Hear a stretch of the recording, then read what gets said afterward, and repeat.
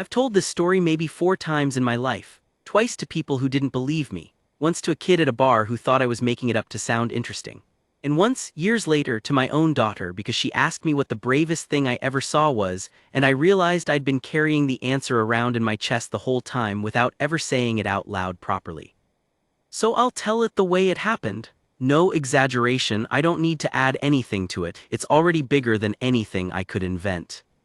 My name doesn't matter much for this. Back then everyone called me Cole.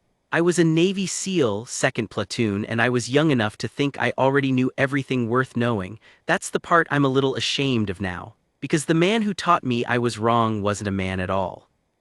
It was a woman with a call sign that we all laughed at. Let me set it up properly. It was late autumn, somewhere I'm not going to name exactly, at a forward staging base that didn't show up on any tourist map and never will. The kind of place that smells like diesel and dust and burnt coffee no matter what time of day it is.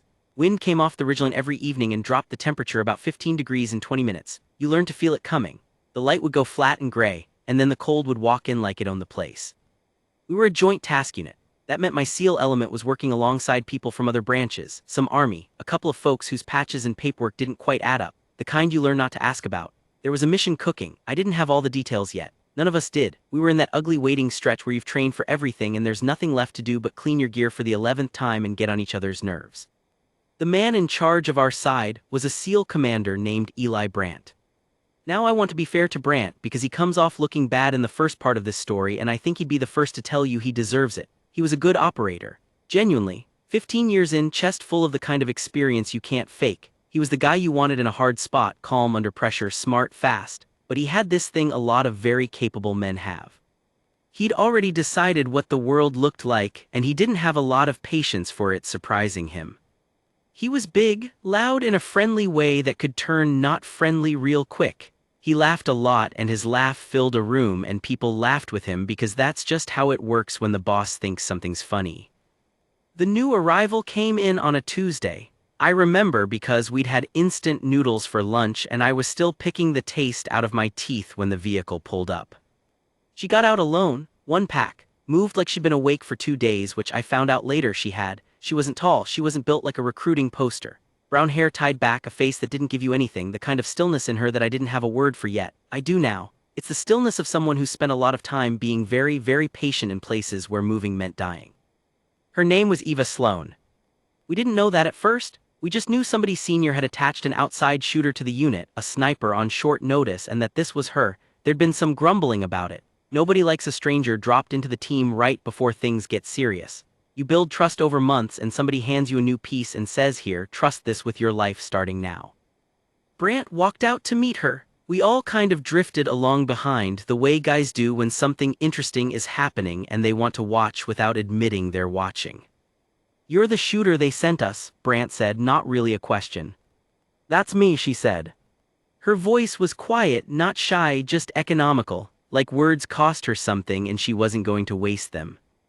Brandt looked her over. I saw it on his face, that quick readout a lot of men do without even meaning to, sizing her, and I saw the small thing happen behind his eyes where the math didn't add up to what he expected. He covered it well, mostly. All right, he said, welcome aboard, we'll get you settled, what do they call you? Sloan. No, he said, and now there was the start of a grin. Your call sign, everybody's got one, what's yours? She paused, just a beat. I think now she knew exactly what was coming and had made peace with it a long time ago. Ghost Viper, she said. And Brandt laughed.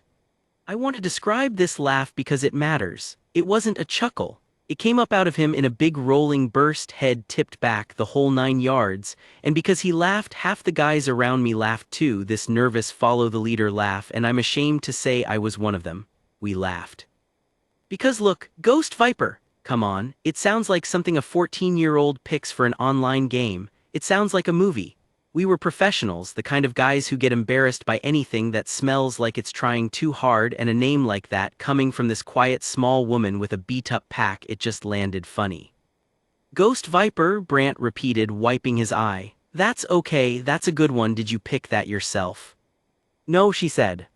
She didn't laugh, she didn't get defensive, she didn't get that tight, hurt look people get when they're being mocked and trying to pretend they aren't. She just stood there with that stillness, looking at Brant, and waited for him to be done. "Somebody gave it to you," he said, still grinning. "Somebody did." "Well, hell," Brant clapped his hands together. "Ghost Viper it is, try not to disappear on us, I guess." A couple more laughs from the crowd. "Cole, show her where the racks are."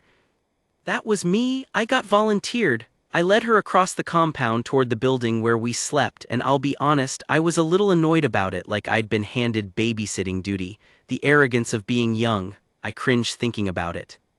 She walked beside me without a word. I felt like I should say something so it wouldn't be weird. "Don't worry about the commander," I said. "He razzes everybody, it's just how he is." "I'm not worried," she said. "It's a good call sign," I said, lying to be nice. "Sounds tough." She glanced at me, just for a second. And there was something in that look that I didn't understand at the time, but that gave me a small cold feeling anyway, like when you walk into a room and you can't see anything wrong but your body tells you to be careful. "It's not supposed to sound tough," she said. I didn't know what to say to that, so I said nothing. We walked the rest of the way in quiet. I showed her the rack, showed her where the water was, where the head was, where the chow was served. She nodded at each thing, thanked me once, and then she sat down on the edge of the bunk and started cleaning her rifle. I left her to it. As I walked away, I looked back once. She had the weapon broken down across a cloth on her knees, and her hands were moving over it without her even looking, the way you button your own shirt in the dark, and her face was turned toward the window where the gray light was going down behind the ridge, and she was somewhere else entirely. Somewhere none of us could follow. I didn't think much of it. I went and joined the guys, and somebody did an impression of her saying "Ghost Viper" in a spooky voice, and we all laughed again, quieter this time, and then we moved on to other things. Cards, complaints, the thousand small nothings that fill the hours before something big. That was the first day. I'm telling you all this so you understand where we started. We laughed at her. The whole unit top to bottom started from a place of not taking her seriously. And the thing about that, the thing I learned is that it doesn't matter what you think of someone. The truth of who they are doesn't need your permission. It just sits there quiet, cleaning its rifle by the window, waiting for the moment it can't be ignored anymore. That moment was 3 days off. The next 2 days were ordinary. We trained, we waited. Sloane kept to herself mostly. She wasn't cold exactly. If you talked to her, she'd answer. But she didn't seek anyone out, didn't try to win the room, didn't do any of the little social work a new person usually does to get accepted. She just did her job and existed at the edge of things. I noticed she watched everything, not in a paranoid way, in a way I didn't have language for then but recognize now in only a few people I've ever met. She tracked exits. She knew where everyone was. When a vehicle came in, her eyes went to it before her head turned. She wasn't nervous. She was the opposite of nervous. She was so far past nervous that her body just did the threat assessment on its own, like breathing, and the rest of her stayed perfectly calm on top of it. The guys mostly kept calling her Ghost Viper, and it stayed a little joke. Somebody would mess up on the range and somebody else would say, "Watch out, the Ghost Viper's gonna get you," and there'd be a snicker. She never reacted, never asked them to stop, just let it roll off. There was one older guy, though, who didn't laugh. Master Chief, everyone called him Top because he was the senior enlisted man and because his real name was apparently impossible. He was somewhere north of 50, which in our world is ancient, the kind of old that means you survived things most people don't survive. He had a quiet way about him and a kind of authority that didn't need volume. When Top spoke, even Brant listened. Top wasn't around for the day she arrived. He'd been off the base for some logistics thing. He got back on the second evening. I was there when he saw her for the first time. We were in the chow tent. Sloane was at the far end, alone, eating with the unhurried focus of someone who'd learned to eat when food was in front of you because you never knew when the next chance would come. Top came in, got his tray, and was halfway to the table when he stopped. He just stopped in the middle of the tent, tray in his hands. He was looking at her. I watched his face do something I'd never seen Top's face do. The color went out of it a little. His mouth opened slightly. He looked like a man seeing a ghost, and I remember thinking with a stupid little internal laugh, well, that's appropriate. He set his tray down at the nearest table without sitting. He walked over to her slow, and I swear the whole tent got a little quieter without anyone deciding to be quiet, the way a room does when something's happening even if nobody can say what. He stopped at her table. She looked up. And I was too far to hear what he said, but I saw his mouth move just 2 words and I'm almost certain now of what they were. "It's you." She looked at him for a long moment, then she nodded once. And Top, this iron old man who'd seen everything, who'd buried friends and survived things that would break most of us, Top reached out and put his hand on her shoulder, and his hand was shaking just slightly and he bowed his head. I didn't understand it, none of us did. We just watched, confused, while the toughest man any of us knew stood there with his head down and his hand on the shoulder of a woman we'd been mocking for 2 days. Then he sat down across from her and they talked low, just the two of them, and the rest of us went back to our food and pretended we hadn't seen anything. But I'd seen it, and it scratched at me all night. Because Top didn't bow his head to anybody. I couldn't sleep that night. It wasn't the cold, though it was cold. It was the picture of Top with his hand shaking on her shoulder. I kept turning it over. Top, who I'd seen stand up and finish a brief with a piece of shrapnel still in his leg because he didn't want to interrupt. Top, who once told a colonel to his face that his plan was going to get men killed, and didn't blink when the colonel got in his face about it. That man had stood in front of Eva Sloane like she was something holy. So the next morning I did something I'm not proud of and also can't regret, because without it I wouldn't have the full story. I asked around. I found Top by the motor pool. He was checking over a vehicle, alone in that gray pre-dawn cold where your breath hangs in front of you and the whole world feels like it's holding still. I came up and stood near him and pretended to be busy with something for a minute before I worked up the nerve. "Top," I said, "can I ask you something?" He didn't look up. "You're gonna anyway." "The new shooter, Sloane, Ghost Viper," I felt stupid saying it. "What's the story there? Last night you looked like." "Like what?" "Like you knew her." He set down the tool he was holding. He straightened up slow, the way older guys do in the cold, and he looked at me, and there was something in his eyes I'd never gotten from him before. He was deciding whether to tell me. I could see the weighing of it. "You boys had a good laugh at her name," he said. It wasn't a question, he'd heard, of course he'd heard. I felt my face go hot. It's a dramatic name, Top, you gotta admit." "Sit down," he said, and pointed at a crate. I sat. And Top told me the story. I'm going to tell it to you the way he told it to me as best I can remember, which is pretty much word for word because some things get burned in. "About 6 years ago," Top said, "before your time with the teams there was an operation that went bad. I'm not going to give you the where, doesn't matter, mountains high up, cold like you've never felt, a bird went down, helicopter. Mechanical, not enemy, but it went down hard in the worst possible place in a valley that was crawling with people who wanted everyone aboard dead. There were survivors, a handful, wounded, pinned down in a riverbed with no cover worth the name and the bad guys moving in on them from 3 sides and the weather closing in so no air support could get in for hours. You understand what I'm saying? Hours. Those men were going to die. There was no way out for them. Everybody on the radio knew it. Command knew it. The men in that riverbed knew it. You could hear it in their voices. They were saying their goodbyes." Top stopped. He looked off at the ridgeline for a second. "There was a shooter on the high ground," he went on. "Just one. A sniper team had been inserted days before for a different job entirely, watching a different valley, and when the bird went down they were the only friendly element anywhere near. And the spotter was already dead, got hit early. So it was one shooter, alone, on a ridge, with a rifle and whatever was in the pack. And that one shooter held that valley for 6 hours. He let that sit. You don't understand what that means," he said. "I'll tell you what it means. It means that every time the enemy tried to close on those wounded men, somebody on that ridge stopped them.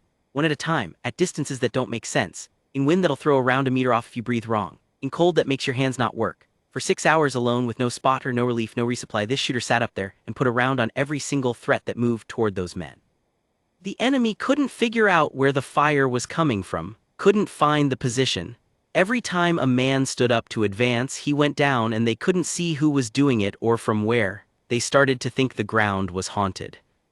On the radio, the survivors didn't have a name for whoever was up there saving their lives. They just knew somebody was, and somebody on the net, I don't even know who, somebody listening to it all unfold started calling the shooter Ghost, because nobody could see it, and then Ghost Viper because every strike came out of nowhere and was lethal and you never knew where the next one was coming from.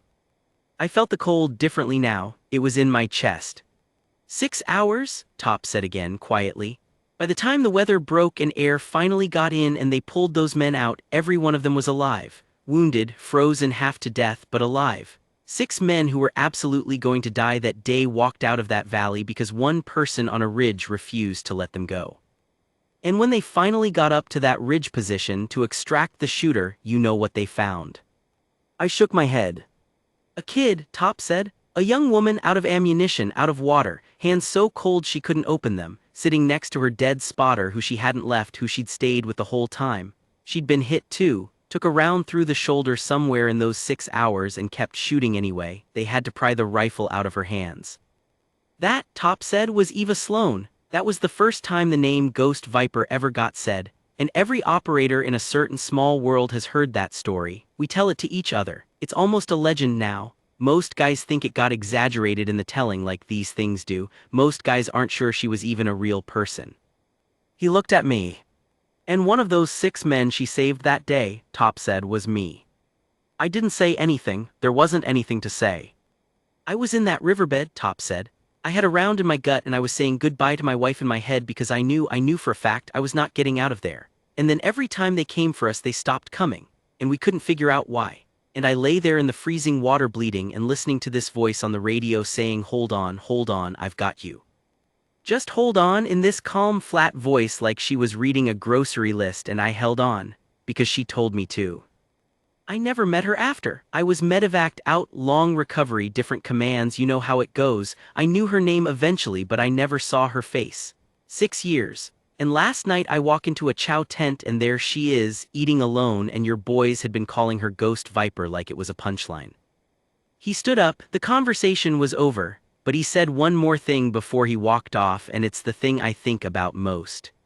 That name isn't supposed to sound cool, Cole, he said. She didn't pick it to sound cool. Somebody gave it to her on the worst day of a lot of men's lives because she was the only reason any of them lived to have a tomorrow. That name is the sound 6 men make when they're trying to say thank you and don't have the words. So when she says it quiet and doesn't smile, that's why. It's not a brag. It's a headstone she's still carrying around, for the spotter who didn't make it. And he walked away across the gravel into the gray morning, and I sat on that crate for a long time, and I felt about 2 inches tall. I went and found the rest of the guys. I didn't make a speech. I just told them low the same way Top told me, and one by one the grins came off their faces. Nobody said Ghost Viper as a joke again. Nobody could. But here's the part that stuck the knife in the deepest. We all felt terrible, sure. We were planning, I think, to find some way to apologize to her, to make it right, to show her we knew now that we respected her. We were already thinking about how good that would make us feel. And then I realized something that made me feel sick. She knew, she'd known the whole time exactly how we saw her. She'd heard every joke. She'd watched us laugh at the thing that was to her sacred. And she'd never once defended herself, never once said, you have no idea what that name means. Never once tried to make us understand. She just let us think whatever we wanted to think and cleaned her rifle and waited. Because she didn't need us to know, she knew. The 6 men knew. The dead spotter, wherever he was, knew. Our opinion of her was the lightest thing in the world to her. She'd carried 6 men out of a frozen valley. She wasn't about to be wounded by a few seals giggling in a chow tent. That's a kind of strength I didn't know existed, the kind that doesn't need you to see it. Now you'd think the story ends there. Lesson learned, everybody humbled, group hug, but it doesn't. Because the reason she'd been sent to us, the mission that had been cooking, was about to turn into something none of us were ready for. And we were about to find out the difference between hearing a legend and watching one happen 6 feet in front of your face. The thing about Eli Brandt, our commander, is that he hadn't been there for any of this. Top told me the story, I told the guys. But Brandt was off in planning meetings all that day, and he was still operating on the old picture. Still thought Ghost Viper was a funny name and Sloan was a small, quiet stranger we'd been saddled with. That was about to change too, all at once, in a way none of us would forget. The mission stepped off 2 nights later. I'm not going to walk you through the operational details, partly because I still can't and partly because they don't matter for what I'm telling you. Here's what matters. We were inserting at night into rough country to recover something, and I'll leave it at something, because the something was less important than what happened around it. There were people who didn't want us to have it, and they had the home field advantage, and the plan was tight and clever and depended, like all plans do, on things going the way we drew them up. Things did not go the way we drew them up. We were maybe 40 minutes in when it all came apart. I won't dress it up. We got compromised. Suddenly the quiet, careful thing we were doing became a loud, terrible thing, and we were taking fire from elevated positions we hadn't known about, and the ground we'd planned to move across calmly turned into a place you could die crossing. We got pinned. There's a specific feeling to being pinned down by accurate fire from above. The air changes. It gets full of these vicious little sounds, snaps and cracks, and the ugly whine of rounds coming off rock. You get small. You get behind whatever you can and you make yourself part of the earth, and your whole brilliant training shrinks down to one animal thought, which is do not move, do not move, do not move. Two of our guys were hit in the first 30 seconds. Not killed, but hit, and stuck out in the open in a low spot where every time anyone tried to reach them the fire walked right onto them. Brant was on the radio trying to organize us, and his voice was tight, and I could hear in it the thing you never want to hear in your commander's voice, which is the early edge of the realization that this might not be winnable, that we might be about to lose people, maybe a lot of people, maybe all of us. And in the middle of all this, I became aware that one person was not pinned down. Sloane was moving. Not running, not panicking, she was moving up, away from cover, toward the high ground on our flank, low and fast and smooth, using folds in the terrain I hadn't even noticed were there, and she had her rifle and her pack and nothing else, and she was going up into exactly the kind of place every instinct screams at you not to go. Brant saw her. "Sloane," he shouted into the radio. "Sloane, get down, get back, what are you, get down." She didn't answer, she just kept moving. And then her voice came on the net. Calm, flat, that grocery list voice Top had described, the one 6 men had clung to in a freezing riverbed. "Give me 4 minutes," she said. "Hold what you've got, don't anybody move on my count, 4 minutes." Brant was losing it. "Sloane, you do not have authorization to." "4 minutes, Commander," she said, and then quieter, almost gentle, "Trust me." I don't know what made him stop. Maybe somebody got a word to him about the story. Maybe it was just the absolute certainty in her voice, the complete absence of fear, the way she said "trust me" like it was a simple fact she was offering him. But Brant stopped talking. He keyed the net and he said in a different voice than I'd ever heard from him, "Everybody hold position, do what she says." And we held. What happened over the next 4 minutes I will see for the rest of my life. She got to the high ground, I lost sight of her, that was the point, you weren't supposed to see her but I heard her. The enemy fire was a chaos of different weapons, lots of noise, lots of rounds, and into that chaos came a different sound. Single shots, spaced, deliberate, not fast, not panicked, just one and then a pause and then one and then a pause. And every single one of them meant something. I watched the enemy fire start to fall apart. One of the elevated positions that had us pinned went quiet, just stopped. A few seconds later, another. The men trying to flank our wounded guys in the low spot, one of them stood to move and he didn't finish standing. His friend ducked back and tried a different angle and that didn't work either. And I watched from down in the dirt as the entire shape of the fight changed, because somewhere up on that ridge one person was methodically, calmly, impossibly removing every threat that could see us, one round at a time, in the dark, in the wind, exactly the way she'd done it for 6 hours 6 years before. The enemy did the same thing Top said they'd done all those years ago. They started shooting at shadows. They couldn't find her. They didn't know where the death was coming from, so they fired everywhere wild, and their fire got less and less accurate because now they were the ones who were scared. Now they were the ones who'd realized there was a ghost on the hill and it was killing them and they couldn't touch it. "Move your wounded," her voice said on the net, calm as ever. "Now, the low spot's clear, I've got the ridge, go." And we went. Guys broke cover and got to our 2 hit men and dragged them back, and the fire that should have torn us apart didn't come, because every time someone up in those rocks tried to take the shot, they died before they could take it. She talked us out of there, the whole way, that same flat, steady voice. "Element on your left, I see them, they're handled, keep moving. You've got 30 meters of open ground, go on my mark, go. Commander, your rear is clear, I've got it, just keep your people moving forward." She was everywhere and nowhere. She was the calmest voice in the worst moment of my life, and she just walked us, step by step, out of a place we should never have walked out of. The last one off that objective was her. She came down off the ridge after everyone else was clear, moving the same smooth, unhurried way she'd gone up, and she folded into our formation like she'd just stepped out for air, and we got to the extraction and we got out. We didn't lose anyone. 2 wounded, both of whom made it. By every honest assessment of how that night should have gone, we should have lost half the element. We lost no one because of her. Nobody said anything on the bird out. We were all just breathing. You know that ragged after-it breathing when your body is finally letting itself believe it's not going to die. I looked across the helicopter at Sloane. She was sitting with her rifle across her knees and she was looking out the open door at the dark country going by below, and her face was doing that thing again, the thing I'd seen the first day by the window. She was somewhere else, somewhere none of us could follow. And I understood now where it was. She was back on a different ridge with a different fight, sitting next to a spotter who never got on the helicopter at all. Brant was sitting near her, and I watched our big loud commander, the man who'd thrown his head back and laughed at her name in front of the whole unit, lean over toward her. I couldn't hear what he said, the rotors were too loud, but I watched his mouth and I'm fairly sure of it. "What's your call sign?" he said. She looked at him just for a second, and there was something almost kind in it, like she knew exactly what he was doing and was letting him do it. "Ghost Viper," she said. And Brant didn't laugh. He nodded slow, and then he did something I'd never seen him do to another human being. He took off his glove and he held out his hand bare and he waited. And when she took it, he held on and he looked her in the eye and he said 2 words. Same 2 words Top had said in the Chow tent, except where Top's had been disbelief, Brant's were something else. Something closer to an apology that didn't have any other way to come out. "Thank you," he said. That was all, that was everything. We got back to base near dawn. The story moved through the unit by the next morning the way these things do, and by then there wasn't a single man on that compound who would have so much as smiled at the name Ghost Viper. It had stopped being a funny, dramatic call sign. It had become, in one night, the most serious 2 words any of us knew. She left a few days later, same as she came. One pack alone into a vehicle off to wherever the next group of men needed a ghost on the hill. She didn't make a speech, she didn't wait for thanks. The whole unit came out to see her off, which I don't think she expected and I don't think she particularly wanted, and she just nodded to us, this small quiet nod, and got in the vehicle and was gone. Top stood at the front of us as she pulled away. He brought his hand up and held a salute until the dust settled, a master chief saluting a sergeant. It's not supposed to work that way. Nobody said a word about it.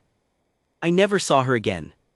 I've thought about her 1,000 times since. About what Top said, that the name wasn't supposed to sound cool, that it was a headstone she was carrying around for the spotter who didn't make it. About how she heard us laughing and never defended herself because she didn't need our respect. She already had the only respect that ever mattered, the respect of the men who were alive because of her, and ours was just noise. And I've thought about how easy it is to look at a person and decide you know them.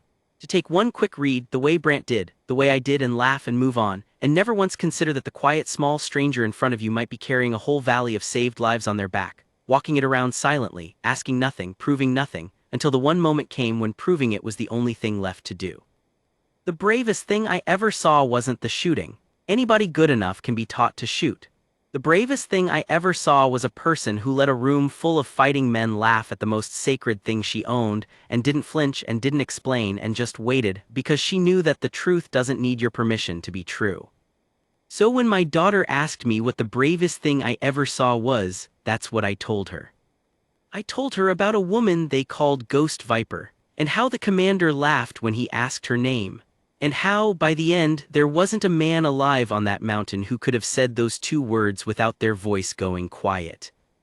Because some names you earn so completely that the whole world goes still when you finally say them out loud. She earned hers. And we never laughed again.